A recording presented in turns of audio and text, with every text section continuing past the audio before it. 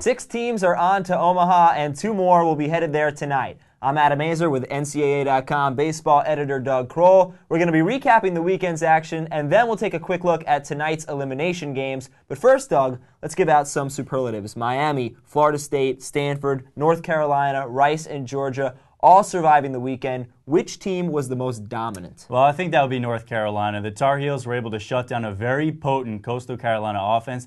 They held them to just 4 runs both Saturday and Sunday. At the same time, they put up 23 runs in those 2 games. So they're now 5-0 in the postseason. They're back to Omaha for the 3rd straight year. And what do you think was the best series we saw? Well, I think Miami and Arizona, they played 3 of the more exciting games of the season. 2 of them were not your typical college games at all. Both pitching staffs dominated on Friday and Sunday. You have to give credit to the Wildcats. They pushed UM to the brink. They were able to win in extra innings on Friday, and then they had the winning run on in the 8th inning yesterday. They just could not come up with the big hit. Overall, I think it was a battle of the bullpens, and Miami was just good enough to move on and get to Omaha once again.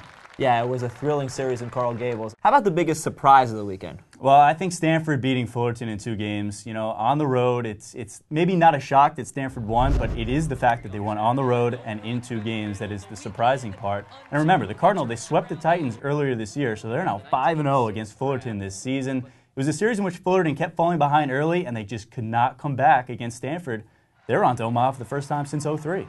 Yeah, and that's a long time for a program like that, so definitely good to see the Cardinal back. Now, Florida State and Georgia are back as well, but both schools were tested, had to go 3 games. Luckily, both schools have great lineups to rely on. Yeah, they certainly do. Florida State, they are now 6-0 in elimination games this postseason, so they're really showing some resiliency. The Bulldogs, they beat up on another ACC team for the 2nd straight week.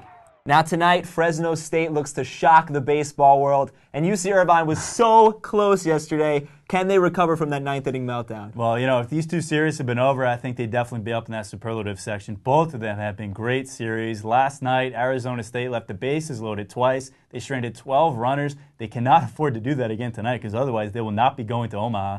And meanwhile, UC Irvine, they somehow need to rebound after giving up 5 runs in the 9th inning yesterday. If you believe in momentum, it is definitely on LSU's side. All right, thanks as always. No problem.